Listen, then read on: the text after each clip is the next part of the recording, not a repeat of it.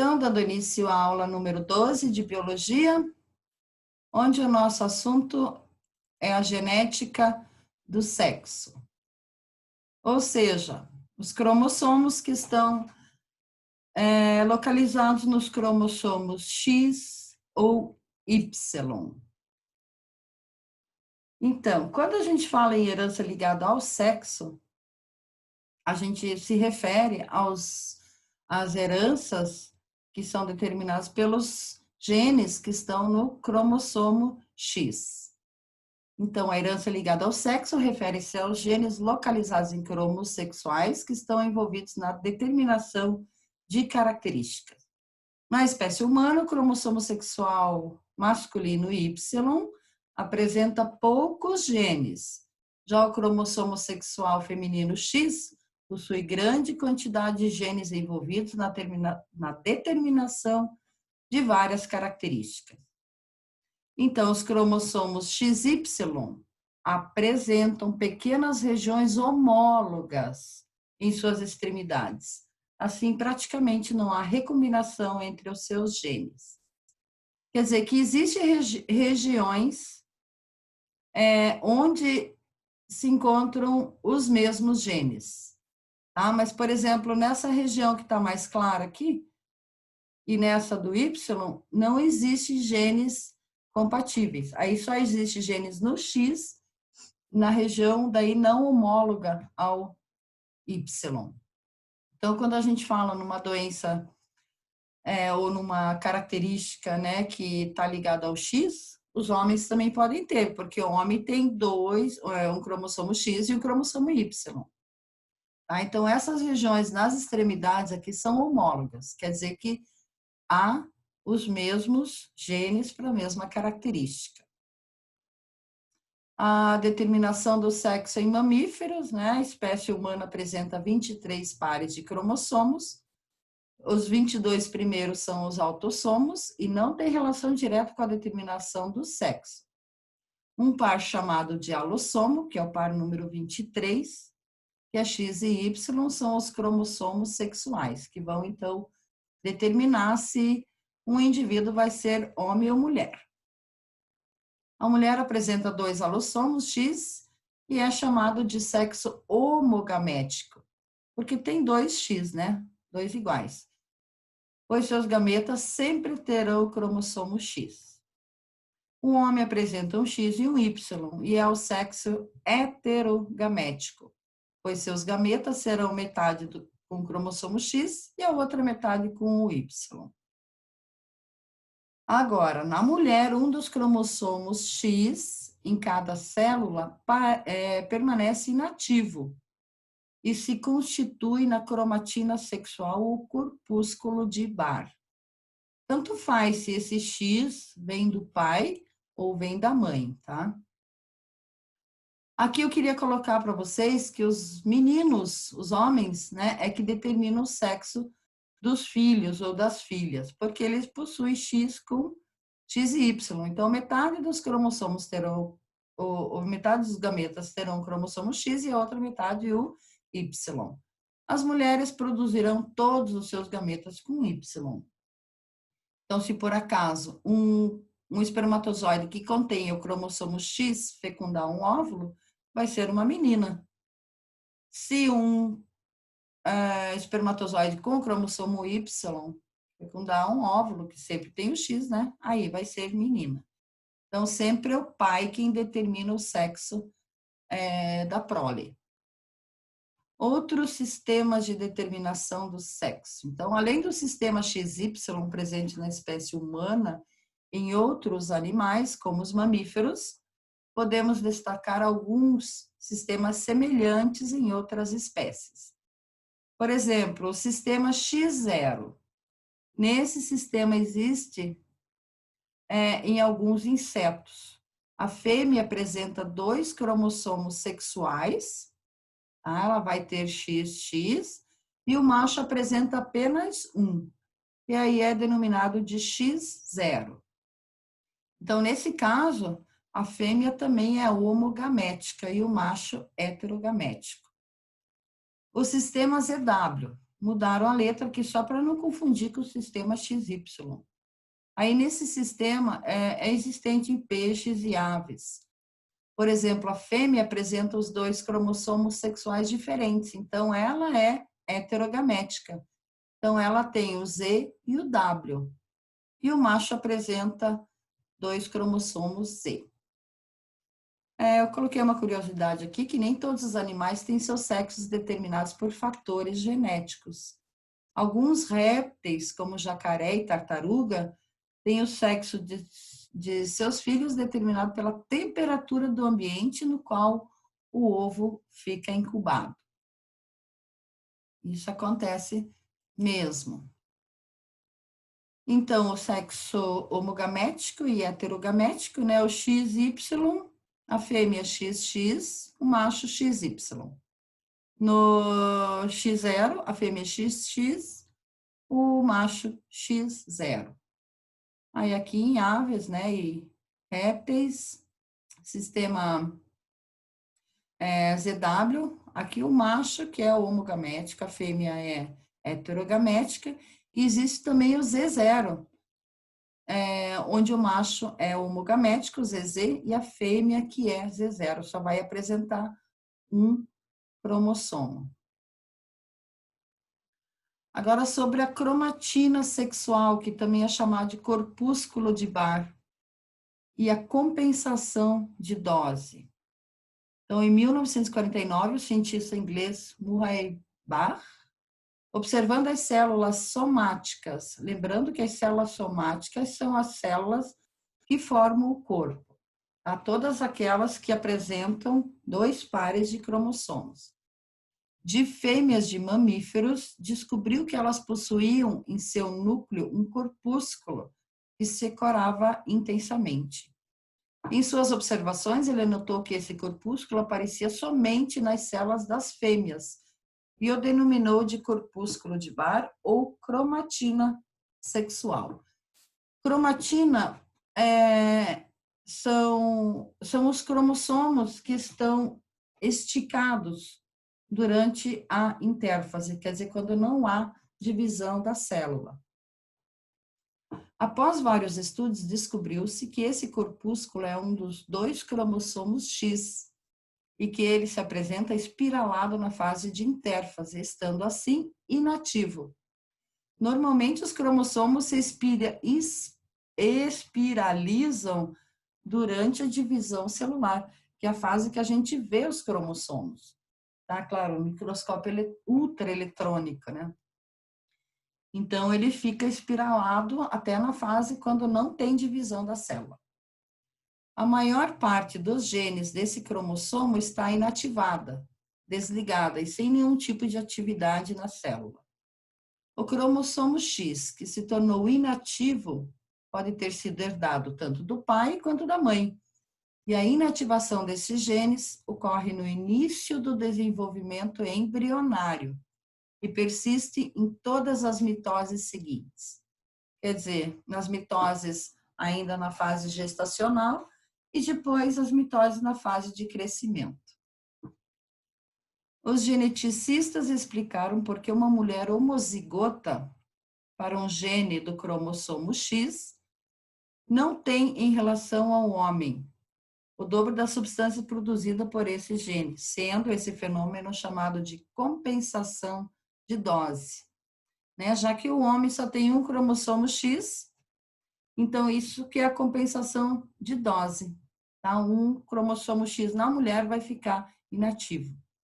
Em outras palavras, a compensação de dose compensaria a dose dupla dos genes do cromossomo X das fêmeas em relação à dose simples dos machos, igualando assim a quantidade de genes ativos em fêmeas e machos.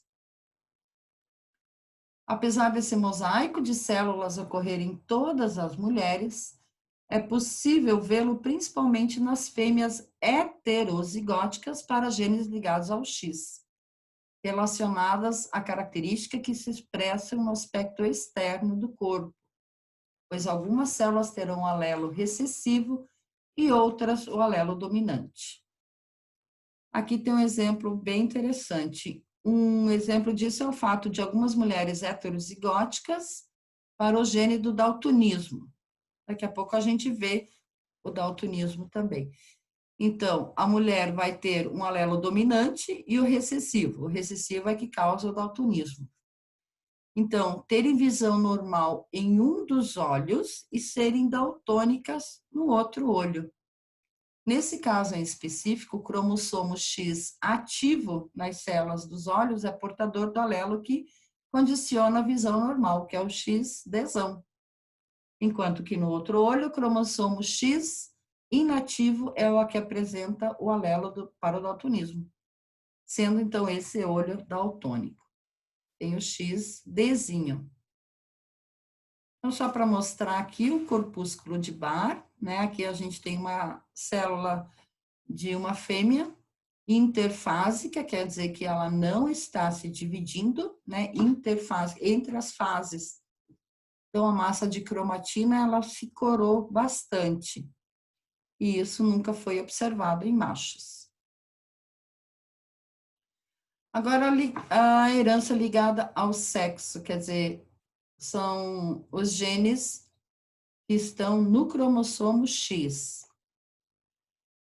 Então, na genética, entende-se como herança ligada ao sexo, aquela determinada por genes localizados na região heterólogo do cromossomo sexual X. Quer dizer, não tem em Y, tá? Só em X. Mas os homens podem ter, né? Porque eles têm um cromossomo X. Em outras palavras, é o tipo de característica determinada por alelos presentes exclusivamente no cromossomo X.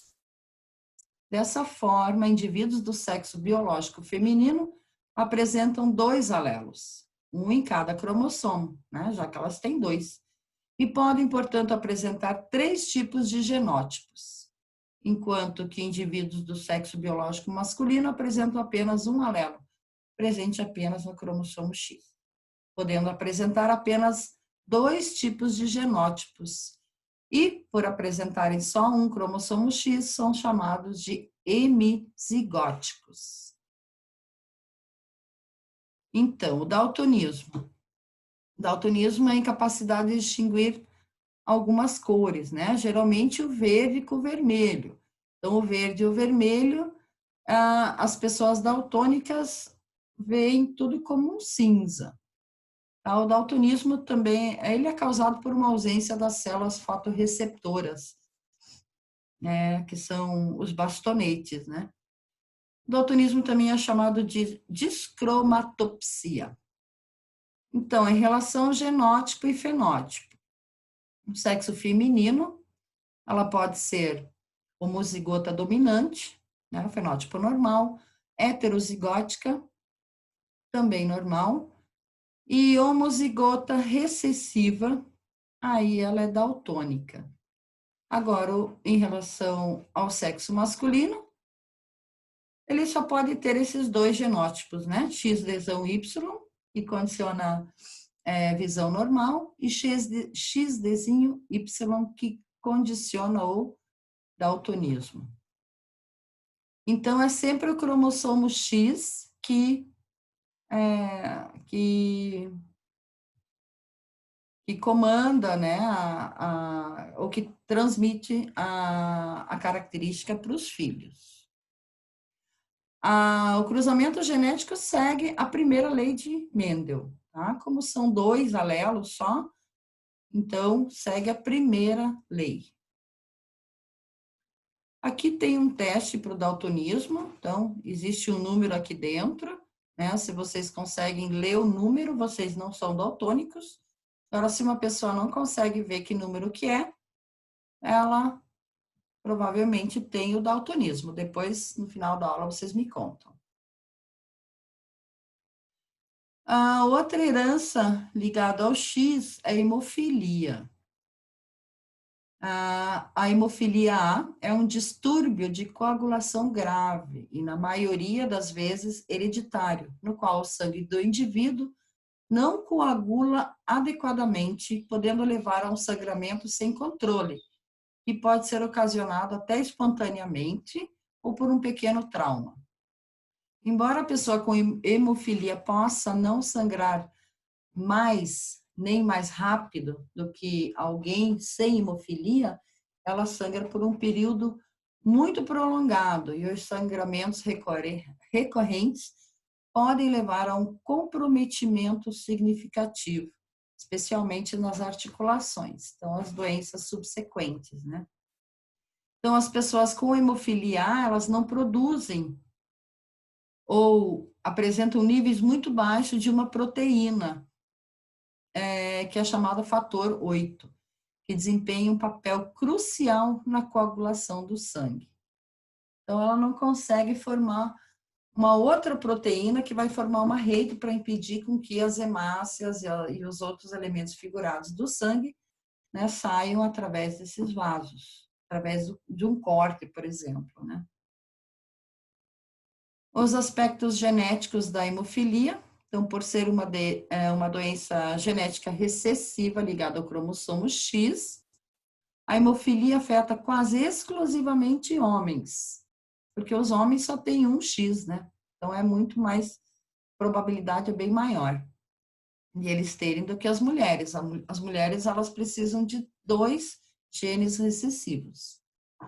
Homens possuem um único alelo de fator 8, enquanto as mulheres possuem 2 alelos. Homens com alelo com mutação terão a doença, enquanto mulheres com um único alelo com a mutação serão apenas portadoras e, portanto, têm 50% de probabilidade de transmitir o alelo anormal aos seus descendentes em cada gestação.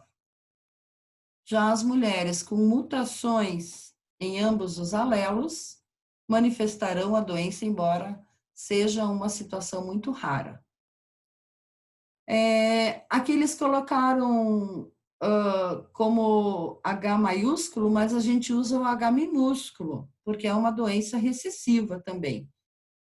Então, desconsiderem isso, mas aqui nesse quadro está correto. Então, segue o mesmo padrão do daltonismo. O masculino só pode, os homens só terão 2 genótipos, XHY ou XHzinho Y, que é hemofílico. Já a mulher, ela pode ser portadora, né, quando ela apresenta um recessivo, num dos X. Aí, Xão, a visão normal, ou melhor, XHzão, né? XHzinho, também normal, mas ela é portadora, né? Ela pode transmitir isso aqui para os seus filhos ou filhas, né? Dependendo do outro gameta, e ela será hemofílica no XHzinho.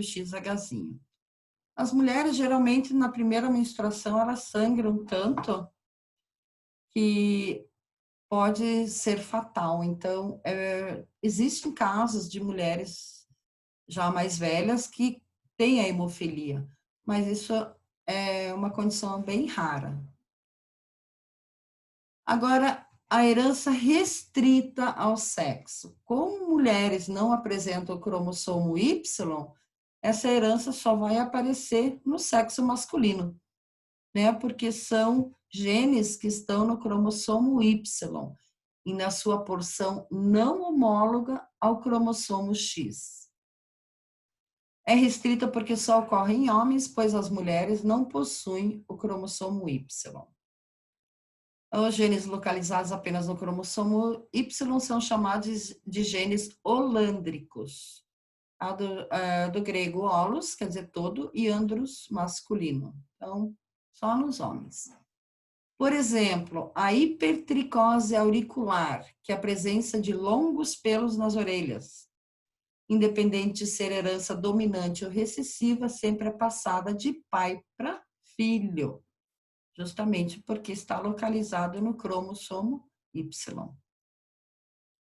E aqui nós temos uma herança influenciada pelo sexo, que é a calvície. Esses genes não se encontram em cromossomos sexuais, tá? No X ou no Y. Eles são genes autossômicos, quer dizer que estão nos pares de 1 a 22. Só que o que interfere são os hormônios sexuais. Então, o comportamento vai ser diferente em cada sexo, agindo como dominante em um e como recessivo em outro. Por exemplo, os genótipos cesão, homem calvo e mulher também calva. Já no heterozigoto, cesinho, o homem será calvo, mas a mulher não será calva. E cesinho, nenhum dos dois será calvo, nem homem, nem mulher. Então, a nossa aula de hoje foi isso. Encerrando o compartilhamento, muito obrigado por participarem.